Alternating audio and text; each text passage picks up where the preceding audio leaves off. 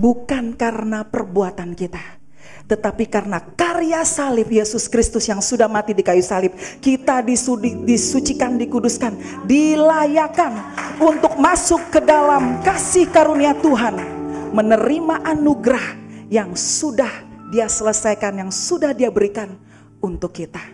Bersukacitalah kita dan bersyukurlah Dia bahwa kita dikasihinya. Apapun keadaan kita, seperti apapun kondisi kita, Dia tetap Tuhan yang menyayangi saya dan saudara, Bapak Ibu semua. Hidup kita bukan ditentukan tentang apa yang dikatakan orang lain.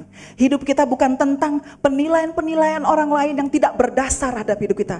Tetapi hidup kita ditentukan oleh kasih karunia Tuhan, yaitu cinta Dia kepada kita.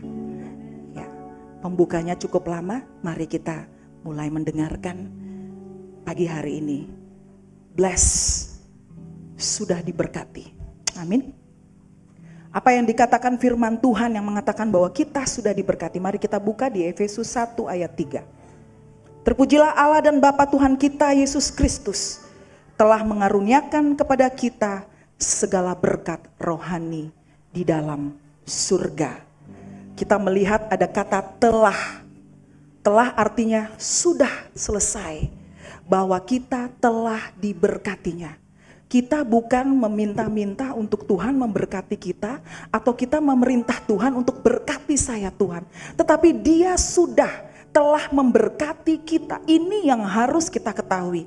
Dan inilah sebenarnya yang mengubah pola pikir paradigma yang kudus. Satu pola pikir pikiran yang baru yang mengubahkan saya secara pribadi. Dan saudara harus ketahui bahwa perubahan yang terjadi oleh kasih karunia, karena itu ada satu kuasa di dalam kita yang mengerjakan, dan perubahan itu terjadi bit by bit, berprogres. Saudara tidak bisa mengubah saudara hari ini untuk berubah besok, tetapi perubahan oleh kuasa yang bekerja dari dalam itulah yang mengubah kita hari lepas hari, untuk kita bisa melihat bahwa kita sudah diberkatinya. Dan Efesus 1 ayat 3 mengatakan bahwa kita telah diberkatinya. Dan bagaimana sih kita harus bisa melihat bahwa kita tuh benar-benar sungguh-sungguh telah diberkatinya? Saya akan membagikan bahwa kita belajar menerima apa yang sudah disediakannya bagi kita. Apa yang sudah Dia sediakan bagi kita, anak-anak yang dikasihi. Maka saudara-saudara, pagi hari ini kita sedikit pergi kepada iman. Saya tidak akan membuka secara luas tentang apa itu iman, tetapi dengan percaya itu bahwa kita bisa melihat apa yang sebenarnya yang sudah Tuhan berikan kepada kita, apa yang sebenarnya sudah Tuhan berkati kepada kita. Maka dikatakan bahwa iman itu adalah kenyataan rohani yang telah ada untuk kita. Dan iman itu selalu berhubungan dengan apa yang Yesus telah lakukan. Iman itu berbicara tentang apa yang sudah kita miliki. Dan iman itu tidak memaksa Tuhan untuk mengampuni kita atau menguduskan kita atau melakukan apapun, karena Dia sudah menyelesaikannya untuk kita semua. Amin. Iman itu berbicara tentang apa yang saudara miliki di dalam roh. Dan iman itu menjadi efektif karena segala hal yang baik yang telah kita miliki itu kita percayai. Maka di sini dikatakan bahwa, boleh Rizka ke slide berikutnya, yang ketiga. Dikatakan bahwa iman itu akan menjadi efektif ketika kita mengakui segala yang baik yang telah Tuhan berikan di dalam Kristus. Filemon 1 ayat 6 mengatakan seperti itu. Dan iman itu sendiri dia adalah kata benda. Berimannya itu, percayanya itu adalah kata kerja. Jadi saudara, untuk belajar menerima apa yang sudah disediakan itu adalah dengan beriman, dengan percaya. Percaya dengan apa yang sudah Dia kerjakan, yang Dia selesaikan. Dan percaya itu bukan pemberian Tuhan. Iman itulah yang pemberian Tuhan. Efesus 2 ayat 8 sampai 9. Dan iman kita kita terima pada saat saudara dan saya lahir baru. Ketika kita lahir baru, roh kita yang sempurna, roh kita disempurnakan, dimateraikan menjadi sempurna.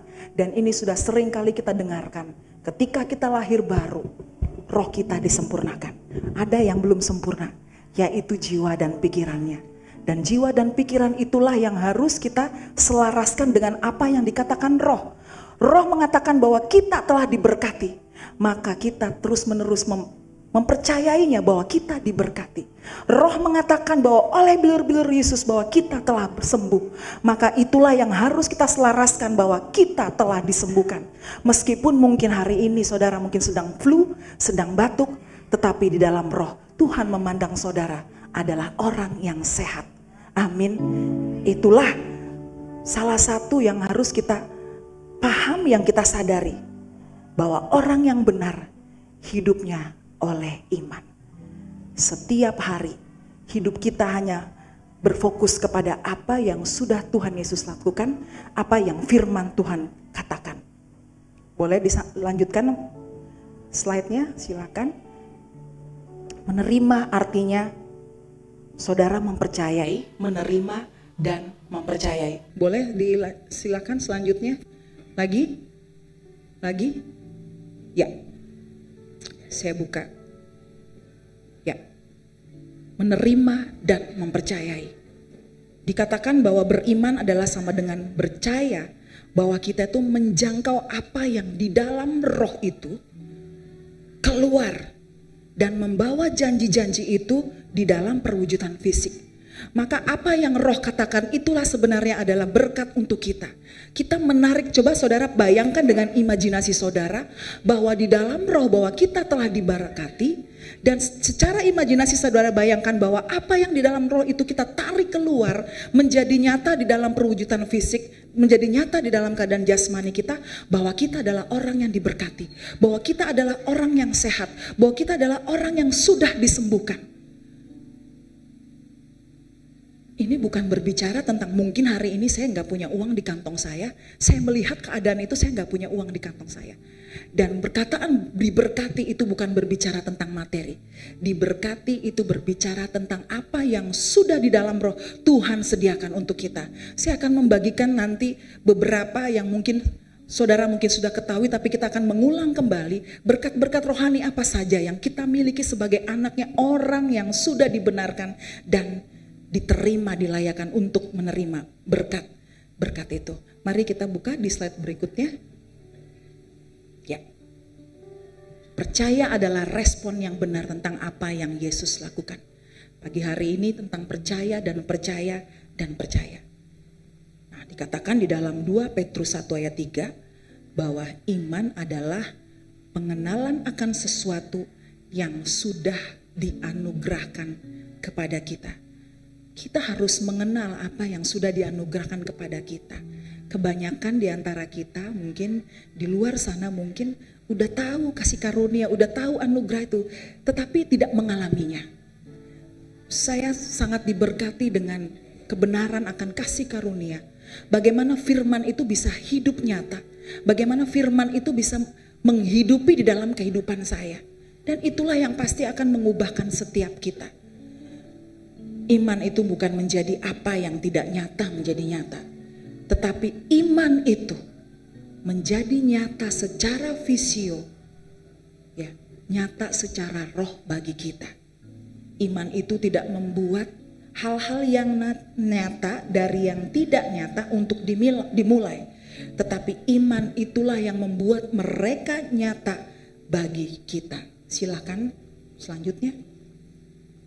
Nah, Ibrani 11 ayat 1 mengatakan bahwa iman adalah dasar dari segala sesuatu yang kita harapkan dan bukti dari segala sesuatu yang tidak kita lihat. Meskipun hari ini saudara belum melihat kesembuhan itu, tapi kesembuhan itu ada nyata di dalam roh kita. Kenapa kita tidak mau melihat bahwa kenyataan kesembuhan itu nyata di dalam keadaan jasmani kita? Itu yang sebenarnya yang Tuhan kehendaki kita, supaya kita bisa menikmati berkat-berkat rohani itu nyata di dalam keadaan jasmani kita. Firman Tuhan itu adalah firman yang hidup.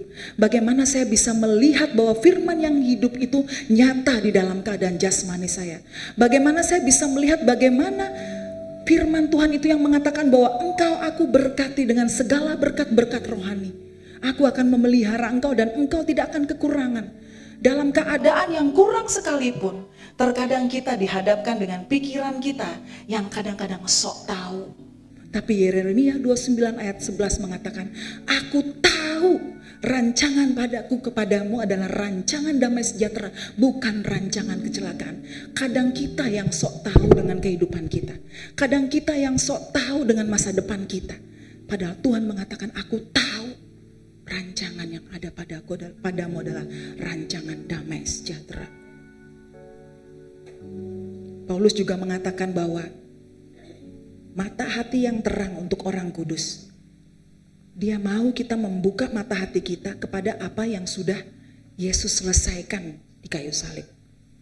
Mari kita buka di Efesus 1 ayat 8. Dan supaya ia menjadikan mata hatimu terang, agar kamu mengerti pengharapan apakah yang terkandung di dalam panggilannya. Ini berbicara bukan tentang panggilan saudara, tetapi ini berbicara tentang panggilannya. Bahwa Yesus memanggil dan ia sudah menyediakan segalanya untuk kita. Dan Paulus berdoa kepada kita anak-anaknya, kita orang-orang kudusnya, untuk membuka mata hati yang terang, supaya kita mampu melihat apa sebenarnya yang Tuhan Yesus sudah lakukan untuk kita. Terbukalah terhadap apa yang sudah kita peroleh. Sehingga ketika mata hati kita terang, kita bisa melihat betapa hebat kuasanya bagi kita yang percaya.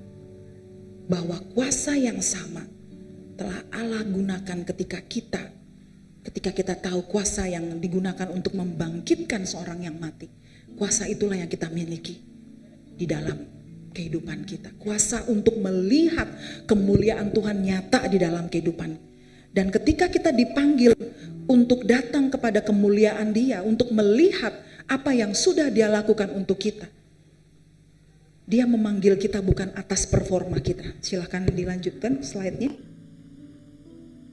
Tuhan mengasihi saya dan saudara bukan berdasarkan seberapa banyak jumlah materi yang saudara berikan.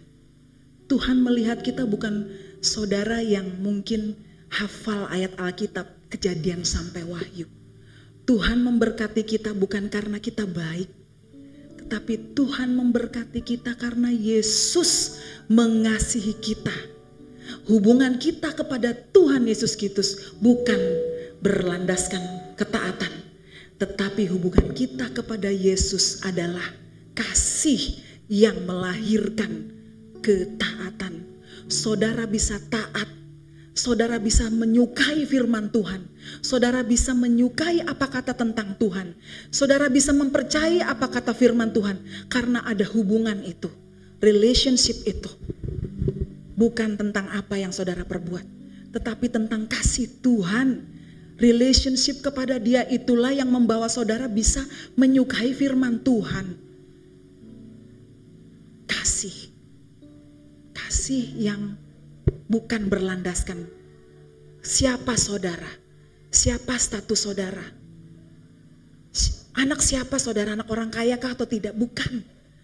Kasih Tuhan ada untuk kita karena Dia mengasihi kita, Dia menyayangi kita. Mau apapun kita, mungkin hari ini tadi kita marah-marah dengan anak kita, Tuhan ada bersama kita, Dia menyayangi kita. Nah, Ia sudah memberkati kita dengan segala berkat rohani, dan Dia sudah mengumumkan itu kepada kita. Mari kita di sini dikatakan set up penerima. Sumbernya itu sudah jelas. Sumber berkat itu sudah menciptakan semuanya. Dan Tuhan menginginkan untuk kita langsung minum dari sumbernya, dari keran air itu. Kalau saudara saya ilustrasikan PLN. PLN itu gudangnya saluran listrik. PLN itu gudangnya sumber segala terang. Tetapi kadang-kadang ketika kita disibukkan dengan keadaan kita, oh hari ini saya belum dapat order pekerjaan. Oh hari ini saya masih banyak pekerjaan. Oh hari ini saya masih banyak tanggungan. Saudara dikesampingkan dengan hal-hal kenyataan seperti itu sehingga saudara lupa untuk menekan tombol. Firman Tuhan mengatakan untuk kita bisa melihat, menerima dan mempercayai dan menerima berkat-berkat Tuhan itu adalah menekan tombol sumbernya itu. Bukan saudara berfokus kepada masalah-masalah saudara. Terkadang hal utama yang menghalangi kita melihat dan menerima berkat Tuhan itu, menerima apa yang di dalam roh itu nyata di dalam kehidupan jasmani, kita disibukkan dengan fokus yang salah. Memikirkan apa kata orang lain. Mikirin apa kata orang tentang kita. Firman Tuhan, kata Tuhan kepada kita tidak akan pernah salah. Apa yang dikatakan Tuhan tentang saya dan saudara selalu baik. Manusia itu terlalu banyak mendowngrade kita.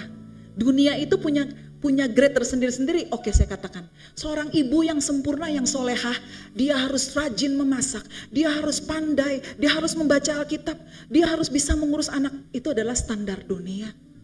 Tetapi standar Tuhan selalu mengatakan meskipun kita mungkin tidak sempurna, mungkin hari ini kita belum experience seperti mungkin mama-mama kita mengurus anak, tetapi Tuhan melihat kita adalah orang yang baik, orang yang benar.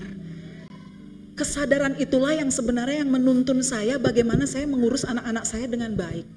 Tetapi saya percaya di dalam ketidaksanggupan kita, ketidaksempurnaan kita, ada kuasa yang sanggup melakukan yang dahsyat di dalam kita. Galatia 2 ayat 20 mengatakan bahwa hidup kita bukan tentang kita lagi, tetapi tentang Kristus yang hidup di dalam kita, itulah yang hidup. Kenapa kita tidak mau mempercayai bahwa Kristus itu yang di dalam kita, itulah yang hidup di dalam kita, yang menggerakkan pekerjaan-pekerjaan dahsyat di dalam hidup saudara. Saya percaya bahwa apapun yang saya lakukan saat ini di Hong Kong, itu adalah suatu pekerjaan Dia yang dahsyat untuk saya bisa berbagi dan memberkati Hong Kong. Mungkin saya tidak memberkati kota Hong Kong dengan uang, tetapi saya bisa melakukan sesuatu pemberdayaan kepada khususnya wanita-wanita di Hong Kong supaya bisa mereka mendapat pemberdayaan. Saya bisa mengajar, memberikan apa yang saya punya kepada mereka untuk mereka memiliki sesuatu berubah, hal-hal yang berubah. Orang lain mungkin mengatakan itu bukan pelayanan, tetapi bagi saya ketika saudara melakukan sesuatu dan saudara bersuka cita, itu adalah sesuatu yang diprakarsai oleh Roh Kudus. Pelayanan tidak perlu saudara cari-cari kemana-mana. Pelayanan itu akan datang sendiri, bekerja dengan sendirinya secara nyata di dalam saudara dan mengalir keluar. Dan aliran-aliran kuasa itulah yang menciptakan suatu lingkungan yang membuat saudara bisa memberkati orang lain. Maka kesimpulannya dikatakan bahwa pelayanan yang sesungguhnya ketika saudara melayani keluarga saudara, melayani orang tua, anak, suami. Saya mendapati pewahyuan itu. Kenapa Bang David senyum-senyum? Ada sesuatukah? Pelayanan sesungguhnya saudara melayani keluarga saudara, mengasihi suami dan istri, adik dan kakak, menjaga orang tua. Itu yang terlebih dahulu pelayanan kita. Dan kalau saudara mendapati ketika saudara masih mungkin saudara marah-marah mungkin sama orang tua kita, ya gak apa-apa. Tuhan akan menuntun kita untuk membantu kita di dalam proses pelayanan itu. Kenapa saya berbicara orang tua dan keluarga ya? Tetapi saya merasakan bahwa kasih karunia itu menuntun untuk setiap kita untuk menikmati kasih itu di dalam keluarga. Kasihnya itu sempurna. Kita yang sebenarnya tidak sempurna. Mungkin kemarin saya di rumah sakit kesel dengan papa saya. Masih omong ini, masih omong itu. Tetapi saya percaya bahwa Tuhan Yesus kasih karunia mengasihi dia. Kenapa saya kesel? Saya percaya bagaimana keluarga saya dipelihara dengan sempurna oleh kasih karunia Tuhan. Saya menunggu sesuatu yang lama sekali. Waktu saya ada di Indonesia, itu saya menunggu sesuatu tuh hampir 2 tahun. Saya berpisah dengan suami saya 2 tahun. Menanti sesuatu yang rasanya kapan ini selesai. Tetapi apa yang saya rasakan pada saat saya menunggu selama 2 tahun itu, kasih karunia Tuhan itu menghibur saya. Saya tidak melihat kesedihan di dalam hati saya setiap hari, tapi saya bersuka cita bagaimana Tuhan menyediakan sesuatu yang luar biasa untuk saya.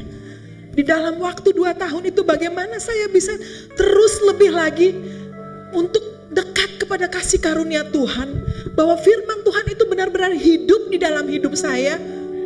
Dan dia menjadikan sesuatu yang rasanya tidak mungkin bagi saya, itu mungkin bagi dia. Saya melihat anak-anak saya diberkati secara akademis, itu Tuhan. Kalau orang bilang, wah itu mamanya ninggalin anaknya yang 2, kayak mana itu? Mungkin saya dulu, oh nanti PR anak-anak bagaimana? Dulu saya begitu. Tapi bagaimana aliran kasih karunia itu bekerja nyata sampai saya tidak pernah lagi berpikir tentang anak-anak saya. Wah itu mama yang tidak soleha, tidak memikirkan anak-anak saya. Saya memikirkan mereka. Tetapi yang saya pikirin, saya tidak takut. Saya tahu bahwa pemeliharaan Tuhan nyata di dalam rumah tangga saya untuk anak-anak saya. Tuhan itu kuasanya itu dahsyat. Bukan ecek-ecek, bukan sembarangan. Kuasanya itu holy, kudus, dahsyat, luar biasa. Ketika saudara menghadapi masalah, saya jamin bahwa saudara sebenarnya orang-orang yang tidak mampu untuk menyelesaikan masalah. Saya adalah orang yang tidak sanggup menyelesaikan apapun masalah yang saya hadapi. Tetapi saya punya kasih karunia yang bekerja di dalam saya, yang hidup itu menyelesaikan setiap masalah apapun yang saudara hadapi. Itu yang sebenarnya yang harus kita sadari, bahwa kasih karunia Tuhan, kuasa yang hidup di dalam kita itulah yang sebenarnya menggerakkan semua aspek kehidupan kita setiap waktu. Dia sekali-kali tidak akan pernah meninggalkan saya dan Bapak Ibu semua, karena dia hidup di dalam saudara. Galatia 2 ayat 20, bukan tentang kamu lagi, bukan tentang Eva lagi, bukan tentang Bapak Ibu lagi, tetapi tentang Kristus yang hidup di dalamkulah, yang hidup. Dia melakukan perkara yang hebat di dalam kita, bukan kita lagi. Apakah saudara mempercayai bahwa Kristus itulah yang menggerakkan di dalam pekerjaan, dalam bisnis apapun? Pandang dia, pandang tentang apa yang sudah dia selesaikan. Yesus mau mati dicambuk, darahnya yang berceceran itu cuma untuk kita yang sebenarnya gak layak. Siapa sih kita ini sebenarnya? Kok mau-maunya dia itu dicambuk? Kok mau-maunya dia itu mati untuk kita? Mau berdosa untuk kita yang berdosa ini? Itu karena kasih. Karena dia mengasihi kita. Maka ketika saudara bahwa kita telah diberkati di dalam roh kita ini, yang sempurna ini, kita bukan orang yang kekurangan Bapak dan Ibu. Kita adalah orang yang kelebihan, saya bilang. Kita bisa memberkati karena dia memberkati kita.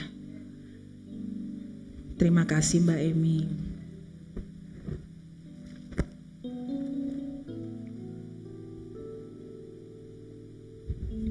Apa saja sih berkat-berkat rohani yang kita miliki di dalam dia? Kalau berkat Abraham itu memang punya kita. Tetapi ketika kita lahir baru, kita diberkati dengan berkat-berkat rohani. Apakah sudah dibagikan di tempat ini berkat-berkat apa saja yang kita peroleh? Orang yang hidup di dalam kasih karunia Tuhan. Saya akan singkat saja.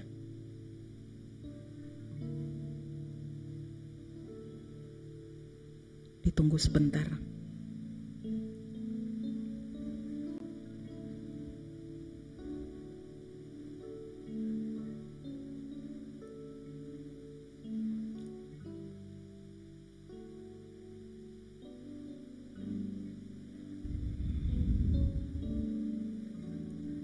Salah satu berkat rohani yang kita miliki, bahwa kita dibenarkan, itu berkat yang harus kita sadari. Saudara dilayakkan untuk layak memuji dan menyembah Dia, itu berkat. Saudara adalah anak, itu adalah berkat. Ketika saudara menyadari bahwa saudara adalah anak yang disukai dan dicintai, itu adalah berkat. Dia yang tidak berdosa menjadi berdosa karena kita, itu berkat rohani. Dan satu yang luar biasa yang mengubah saya, dan perubahan kasih karunia itu tidak hanya hari ini berubah, besok berubah lagi. Kerja kasih karunia itu adalah perubahan selamanya, berprogresif, dan perubahan itu terjadi dari dalam. Itu berkat yang harus kita ketahui, bahwa Tuhan mengundang kita untuk masuk ke dalam tempat peristirahatannya. Itu berkat yang harus kita sadari. Ketika Tuhan memanggil bangsa Israel, datanglah padaku engkau yang letih lesu dan beban berat, aku akan memberikan kelegaan kepadaku. Itu sebenarnya adalah panggilan Tuhan kepada bangsa Israel, yang dimana bangsa Israel itu adalah orang-orang yang merasa bahwa dirinya itu adalah orang yang benar. Bangsa Israel itu hidupnya berdasarkan performa. Kalau saya baik, saya diberkati. Kalau kamu nakal, kamu tidak diberkati. Itu pola pikir Taurat. Makanya Tuhan mengatakan kepada mereka, karena Tuhan tahu bahwa mereka sebenarnya tidak sanggup, bahwa mereka sebenarnya tidak mempunyai kekuatan khusus. Tetapi begitu mengasihinya Tuhan kepada mereka, datanglah engkau yang letih lesu dan beban berat, aku akan memberikan kelegaan kepadamu. Itulah panggilan Tuhan kepada kita, yang sebenarnya kita ini orang yang lemah. Kita ini sebenarnya orang yang gak mampu. Kita bukan orang yang pintar. Kita bukan orang yang dahsyat yang bisa menyelesaikan masalah kita. Tetapi begitu mengasihinya Tuhan kepada kita, hai yang letih lesu dan berbeban berat, datanglah kepadaku. Tuhan memanggil kita untuk masuk ke dalam peristirahatannya. Di tempat peristirahatannya itu adalah di mana saudara bisa melihat kuasanya, penyediaannya, damai sejahteranya di dalam tempat peristirahatannya. Di tempat peristirahatannya itu Tuhan, saudara bisa menikmati ketenangan, di mana saudara tidak berfokuskan lagi kepada hal-hal yang mengganggu pikiran saudara. Maka ketika kita memasuki peristirahatan itu, di mana kita menyelaraskan pikiran kita kepada roh. Pikiran kita ini yang harus diperbarui, Roma 12 ayat 2, perbaharuilah pola pikirmu. Apa yang saudara pikirkan tentang saudara, itulah saudara. Amsal 23 ayat 7. Maka ketika saya diubahkan, bagaimana pewahyuan firman ini mengubahkan saya kita terus menerus memikirkan apa yang firman Tuhan katakan. Bahwa kita adalah anak yang dikasihinya. Kita adalah yang diberkatilah. Pikirkanlah tentang segala apapun yang baik tentang Tuhan katakan. Orang lain mengatakan, oh kamu gak bisa. Orang lain mengatakan kamu gak sanggup. Orang lain mengatakan kamu gak bisa bisnis. Tetapi Tuhan memperkaya kita dengan kasih karunia-Nya. Aku melimpahi engkau dengan berkat-berkat rohani. Apa yang dikatakan tentang kita segala yang baik itu, tarik itu di dalam, gunakan imajinasi saya. Gunakan imajinasi saya. Dan gunakan imajinasi Bapak dan Ibu semua. Di dalam roh, aku adalah anak yang dikasihi, yang tidak akan pernah kekurangan.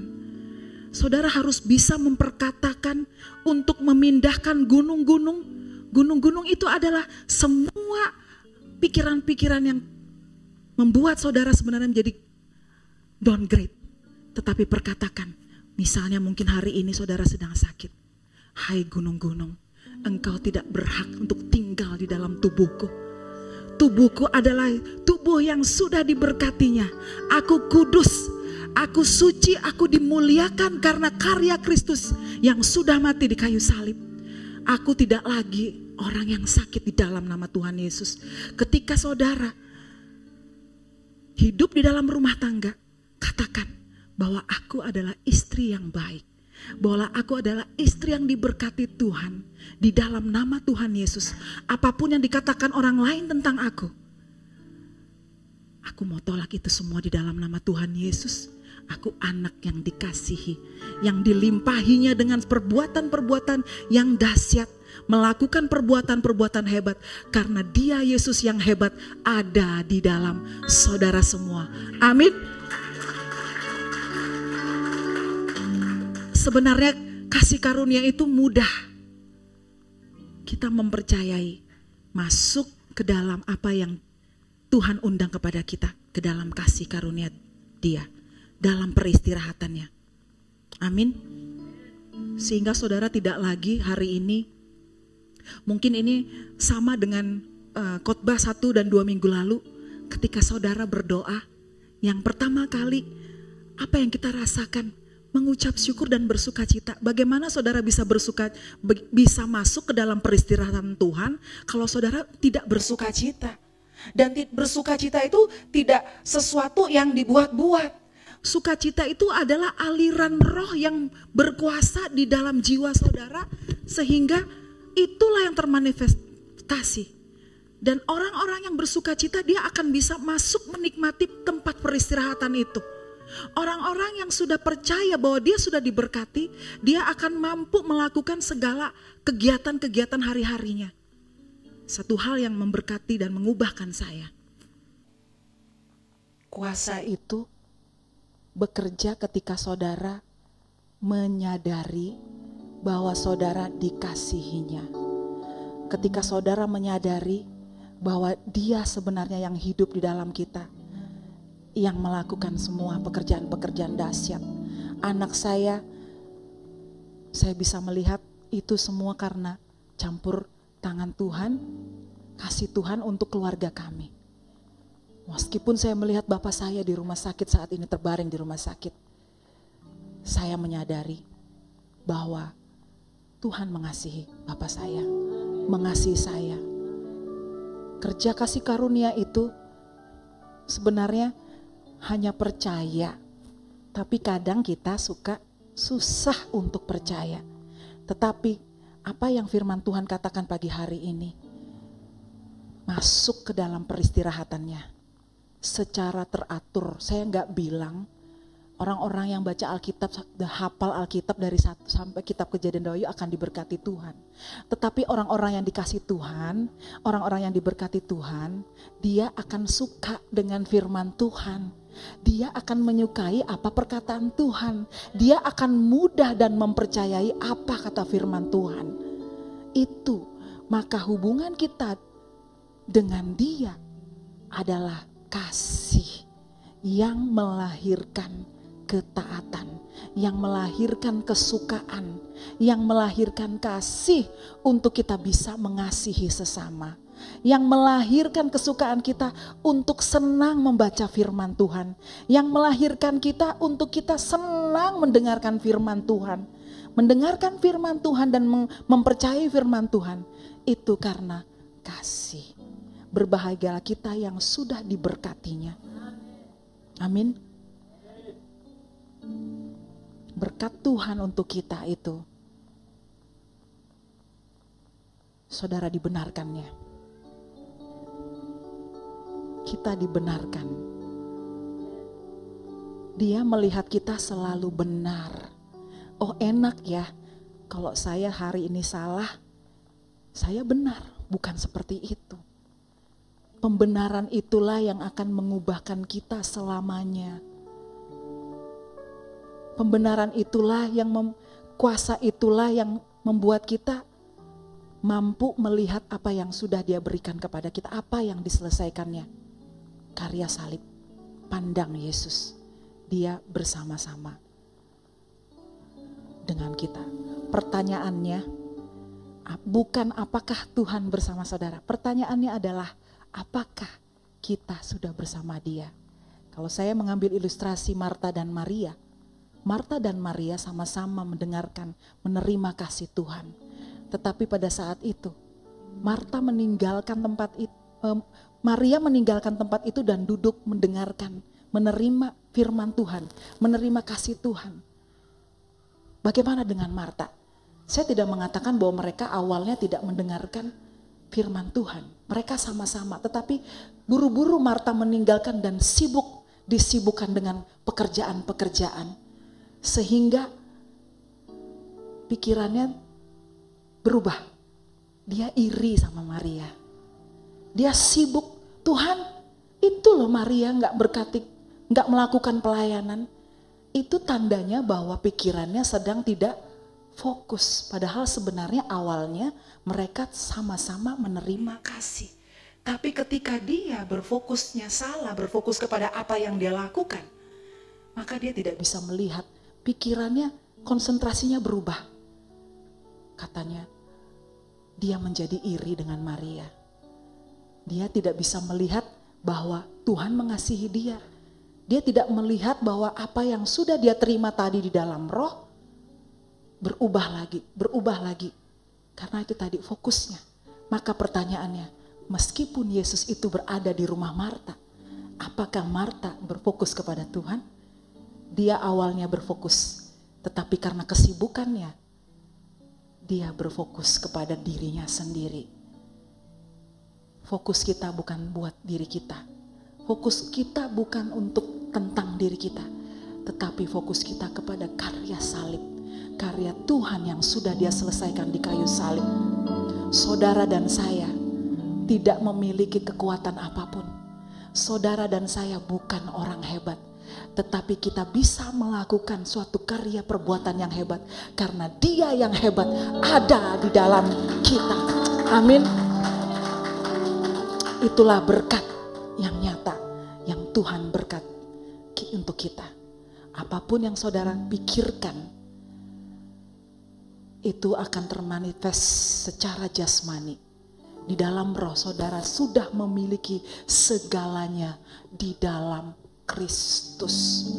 Tuhan Yesus memberkati. Mari kita berdoa. Bapa, kami bersuka cita dan bersyukur bahwa Engkau Bapa yang mengasihi kami, Engkau yang mencintai kami, Engkau yang melayakkan kami untuk menerima semua yang Kau berkati. Kami adalah anak-anak-Mu yang tidak akan pernah kekurangan, karena kami sudah memiliki segalanya di dalam Engkau Bapa. Kasih karunia-Mu, kuasa-Mu yang bekerja di dalam kami itulah yang menuntun hari-hari kami, yang menuntun untuk setiap kami masuk ke dalam peristirahatan Kamu, untuk menikmati kuasa dan penyediaan dan damai sejahtera-Mu di dalam nama Tuhan Yesus Kristus. Terima kasih Bapa, melalui kebenaran firman Tuhan pagi hari ini Tuhan, kebenaran yang sudah Engkau benarkan bagi kami Bapa, itulah yang menuntun kami untuk melakukan semua kegiatan di dalam aspek kehidupan kami.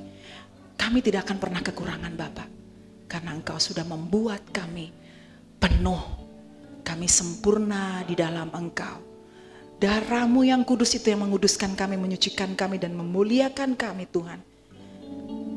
Engkau layak, kasih karunia-Mu yang menuntun kami untuk melihat apa yang sudah Engkau berkati di dalam nama Tuhan Yesus. Haleluya. Tuhan Yesus mengasihi kita semua.